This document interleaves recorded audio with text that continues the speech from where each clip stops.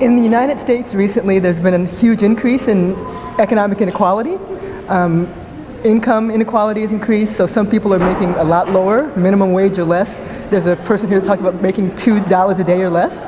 And so that has huge consequences for children and families. So families have to work more, sometimes crazy hours, and the children oftentimes don't have the material resources they need to do well and the opportunities they need to do well in school and to have opportunities outside of the school. And so over time, that makes children who are at the low end of the income and wealth distribution do worse than kids at the top. One way we might try to address this is through a new program called Children's Savings Accounts.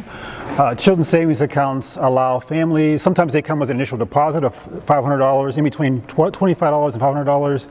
So there's a wide range. They come with a match, a one-to-one match. So every dollar they save, they get another dollar. And really is to help low-income families finance education. If they're making so little money nowadays, they need some additional help on how to finance college and prevent debt. To complement these programs, they're starting new kinds of things like rewards cards, which allows families to really transform their spending into saving. And so when they go to a grocery store and make a purchase, they get a rebate on that purchase. And so even when they use pay for with food stamps, they still get this rebate. And so even the very low income families in our communities can have a chance to save and accumulate money for college. And for these low-income families that typically don't have much wealth, it's a chance for them to participate in the larger economic system. So it gives their children to understand that there's money being set aside for them, that they have a chance of going to college when they may not have thought about it before, and also gets the families to think a little bit differently about themselves and their finances.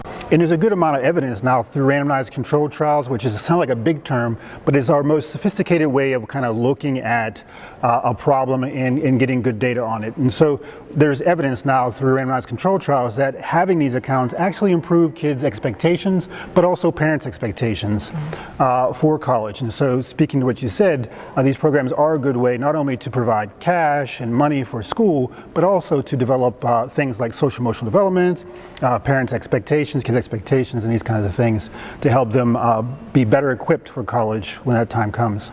And I've actually been co-investigator in one of these quasi-experiments here in Michigan. And so one of the longest serving child savings account programs was right here in Michigan with Head Start families. So in 2004, these 3- and 4-year-olds were given a 529 college savings account. And now those 3- and 4-year-olds are going to graduate from high school. And so I've been following these same families from preschool to now their children are getting graduate from high school. And we know from the evidence that the parents are more likely to communicate about college and more likely to make concrete steps to prepare for college. And the children who didn't have those accounts aren't having those conversations.